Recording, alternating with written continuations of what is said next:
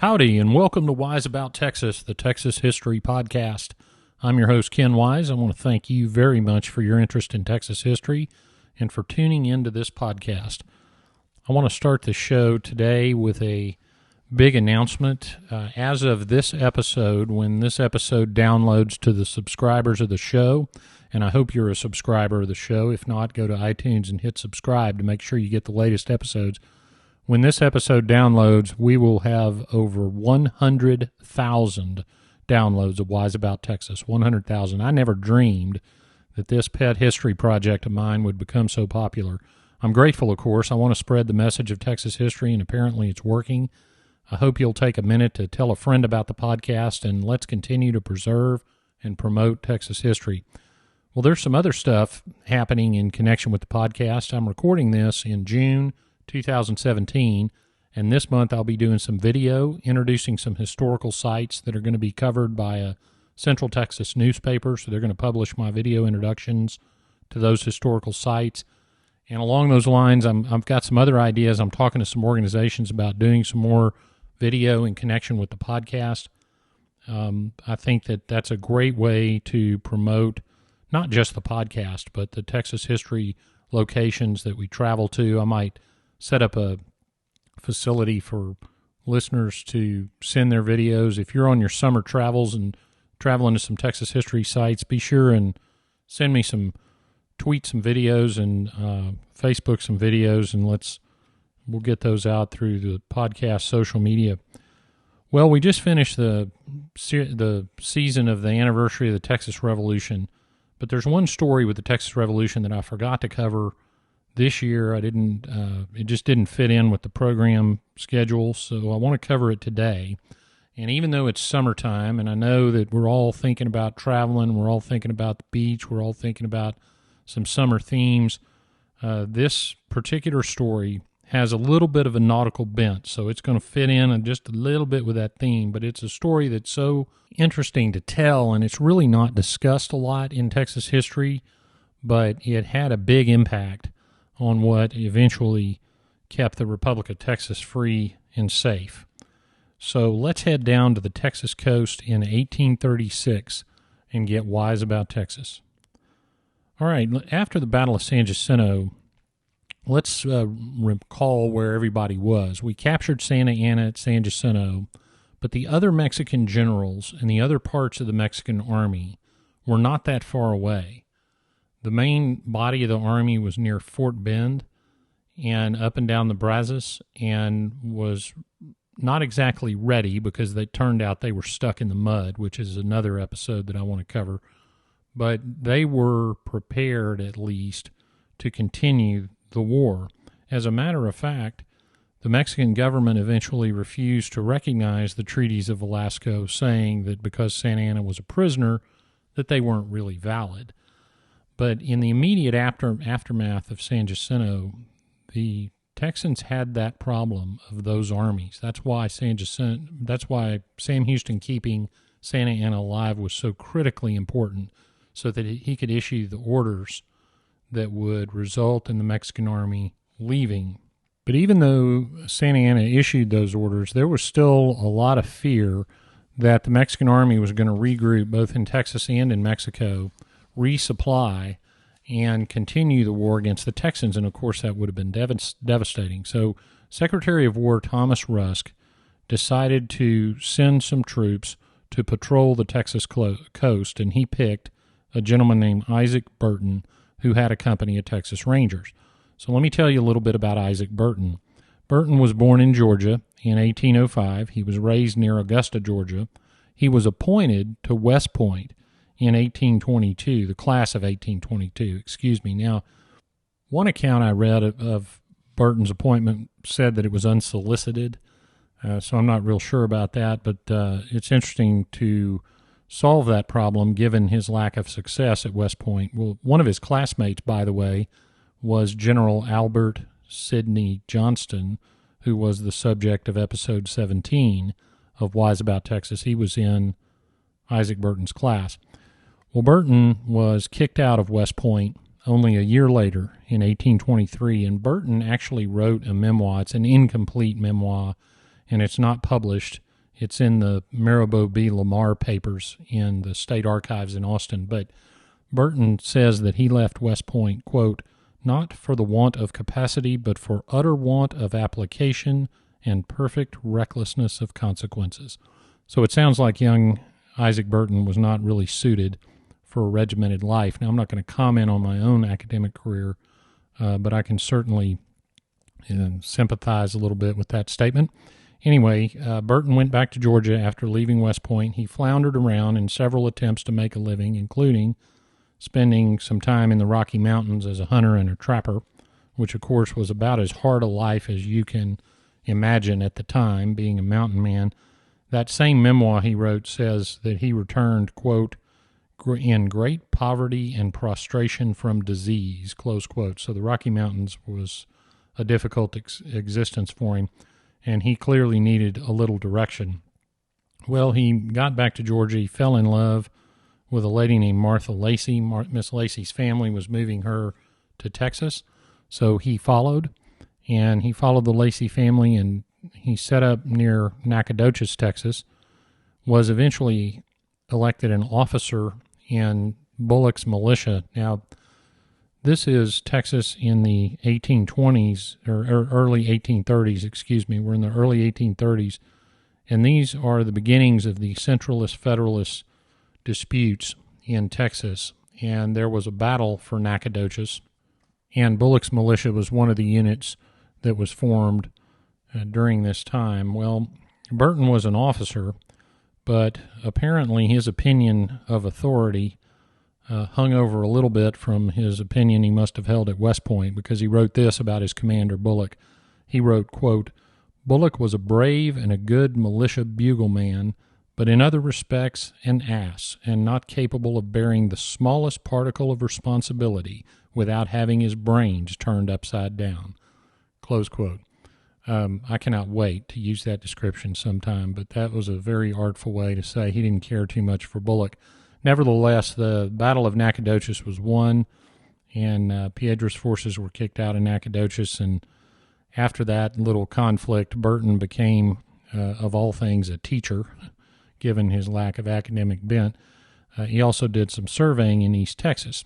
But in 1835, Issac Burton became a Texas Ranger, and he was charged with raising a company in East Texas. He was told to headquarter on the Sabine River and raise a company from the men of East Texas. Now, by 1835, from 1832, as we know, the listeners of this podcast know, that the troubles escalated and would eventually explode in 1836. So Burton got his Rangers together, and once he had them together, though, he deserted them. And he deserted them when it became apparent that Sam Houston was going to meet Santa Anna somewhere in southeast Texas. He left his Ranger company and he went to San Jacinto to fight, and he fought as a private.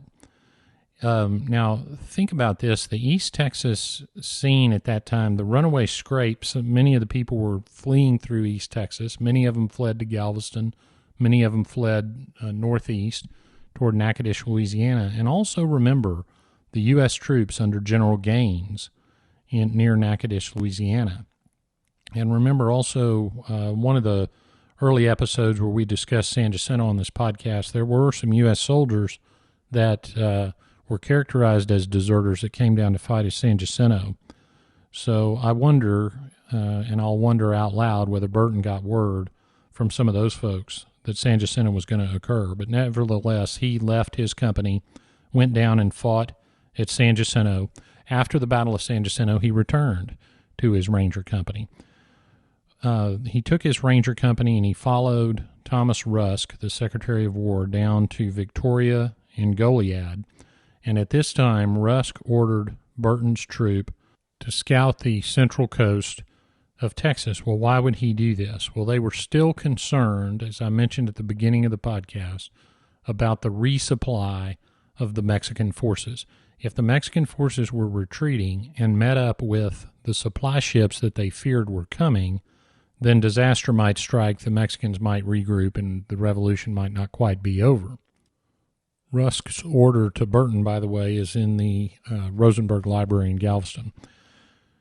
So Burton took his Ranger company, and he started patrolling a lot of those ranches and I'm going to call it the Refugio area, but it's that entire coastal bend in Texas. Now, in episode 36 of Wise About Texas, we talked about the Battle of Refugio, and we talked about a couple of the other battles that occurred in that area right before San Jacinto. So we're only about 3 months from that agitation, and part of that process, part of those battles, included some of the local rancheros who were assisting General Urrea against the Texans.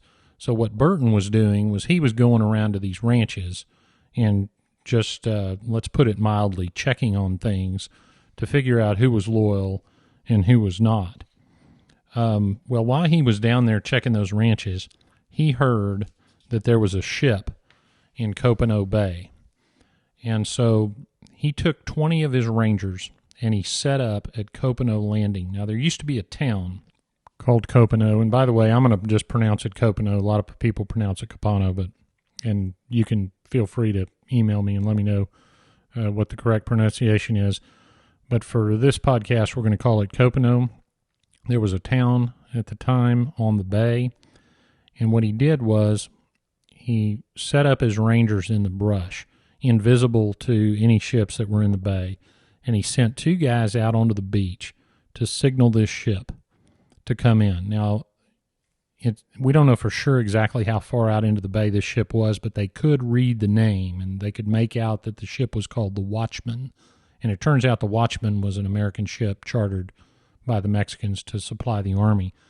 So the Watchman is out in the bay. He sends these 2 guys out on the beach to signal for the ship to send its tender in, or the ship's boat, as they called it.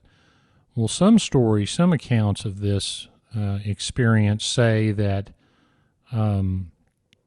the Watchman raised an American flag and that the Rangers didn't respond, and that the Watchman raised a Texas flag, but the Rangers didn't respond, and then the Watchman raised a Mexican flag, and the Rangers went nuts trying to decoy the Watchman in because they knew that it was there to supply the Mexican army. But Burton wrote an account, 2 different accounts actually, of the capture of this ship, and in neither one did he mention the whole flag incident, but it does make for a colorful addition to the story.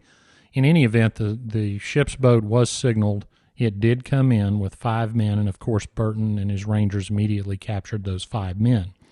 He then loaded the boat with 16 men, 16 Rangers, and he took the boat back out to the Watchman, boarded, and captured the ship. And on the ship, Burton records that there were 400 barrels of bread, 30 tierces of rice, 90 barrels of beans.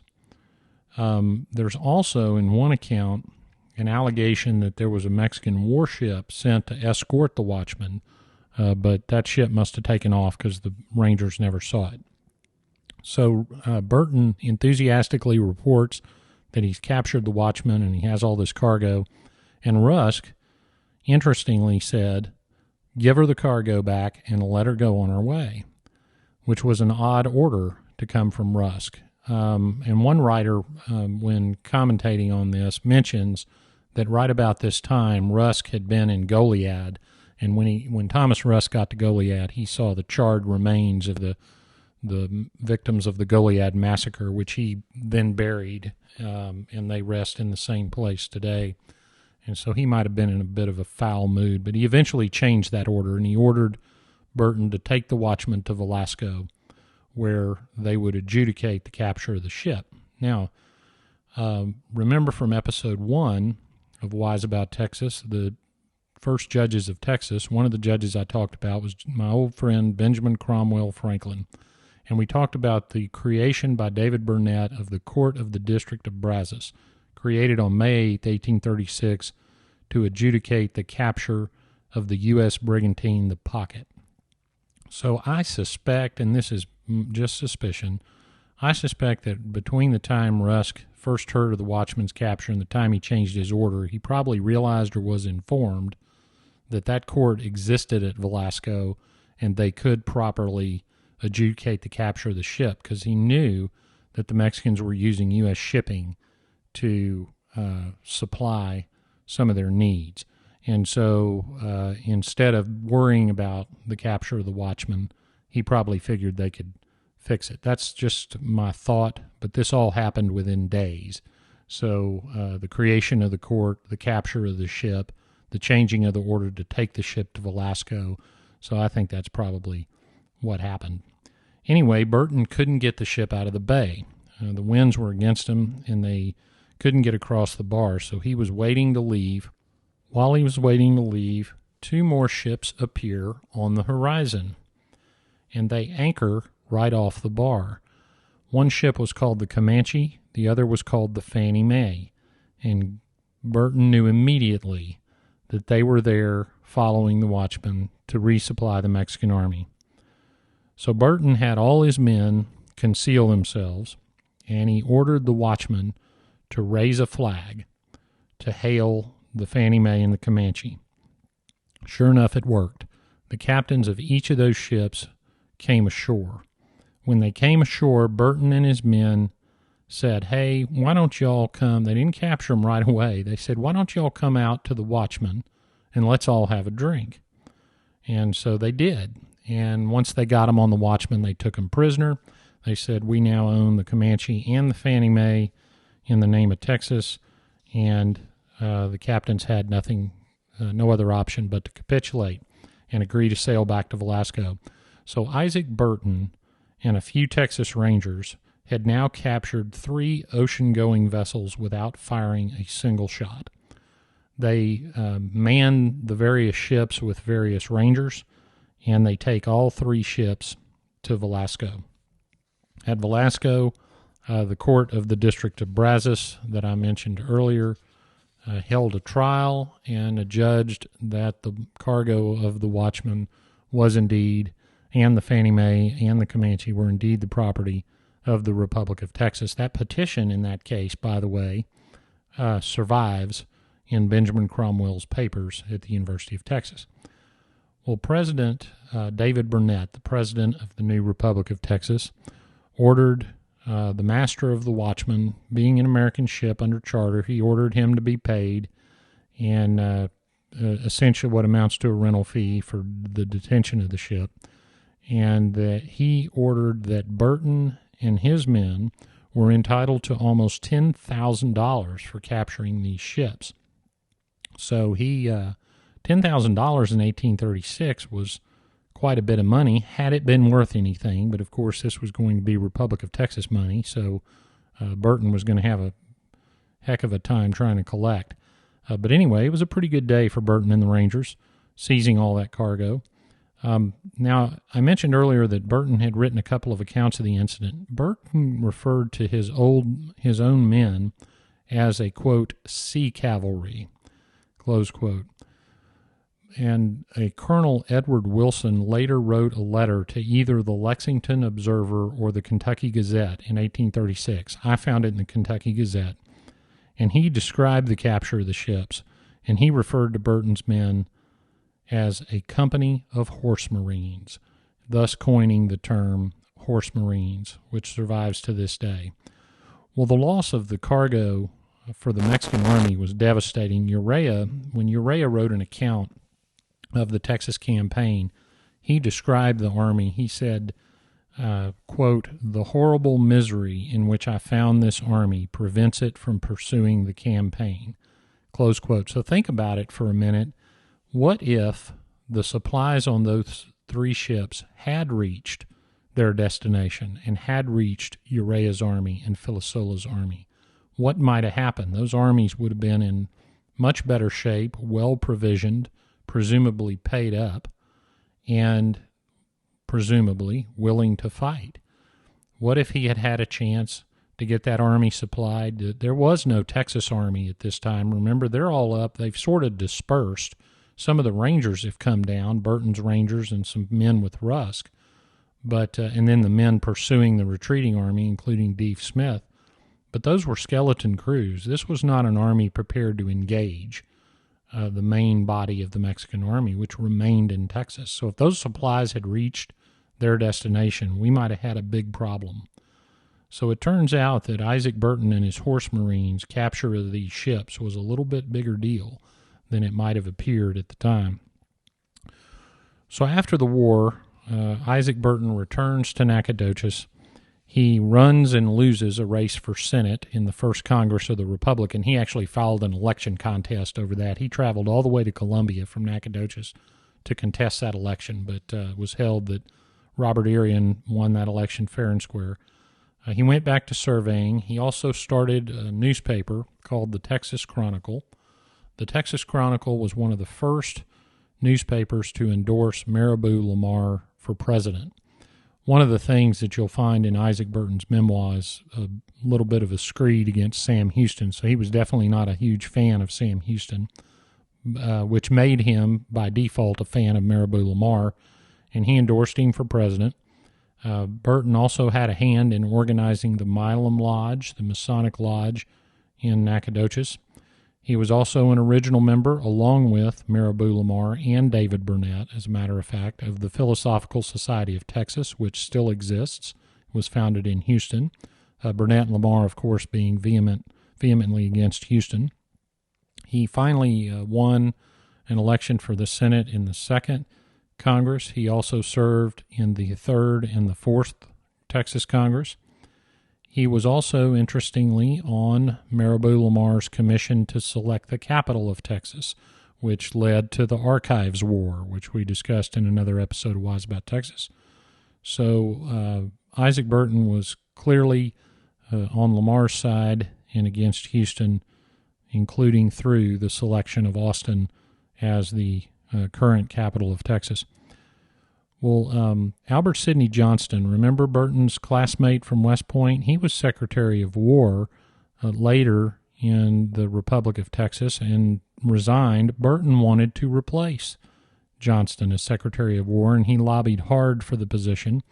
And up popped Sam Houston, who, of course, never a man at loss for an opinion, criticized Burton. And this is what Sam Houston said about Burton. Quote, "Burton is a very base man and cannot be relied on in any station of government," close quote. And Burton did not get the job. So once Burton did not get the job under Lamar, he turned on Lamar and criticized him roundly in public, and that, of course, ended his political future. So Burton retired to a plantation between the Neches River and the Angelina River, where he passed away in January 1843. He was buried in Glenwood Cemetery in Crockett, Texas, one of the oldest cemeteries in that area. And one more interesting thing before we leave the story of Issac Burton. The term horse marine has been used by the military, and I heard the term long before I knew this story, but it has been used by the military all the way at least through the Korean War, and occasionally you'll still hear that term, horse marine. But when you do, just remember that it all started on the south coast of Texas. All right, now we're going to come to the part of the program I'll call Getting There, where I tell you how to visit a couple of the places I mentioned in the episode. Issac Burton is buried in Glenwood Cemetery, which is on East Pease Avenue in Crockett, Texas. It's very easy to find. Get on Google Maps, right kind of in the center of town there. That cemetery is very historic. It has graves back to 1837, and be very careful in Glenwood Cemetery because they say it's haunted. Copano was located the site of Copano was about 5 miles north of present-day Bayside, Texas. Bayside's on Copano Bay, and unfortunately the exact site of Copano was on a bluff over the bay. It's private, and there's no access. It's owned, as far as I know, still owned by an estate, and there's no way to get in there. So you can't go to the exact site, but you can go very close. And if you get on the website of preservationtexas.org, that's preservationtexas.org, you can see a little blurb about Copano, and it's one of their sites designated as endangered and eventually designated as lost, but there's a little something on it there, and you can check that out. Well, that wraps it up for this episode of Wise About Texas. I hope that your summer is going very well and continues to go very well. Take a minute and tell a friend about this podcast. As I mentioned in the introduction, we're going to pass 100,000 downloads with this episode. I'm very excited about that. Let's see if we can get to 200,000. And we can do that if you'll like and share our Facebook page. And the show's on Instagram at Wise About Texas. It's on Twitter at Wise About Texas. And let me know your ideas for topics for the show. You can email me at host@wiseabouttexas.com. Thanks again for tuning in to learn a little bit about Texas history. Have a great summer. Go out and do something for Texas today. And until next time, God bless Texas, and we'll see you down the road.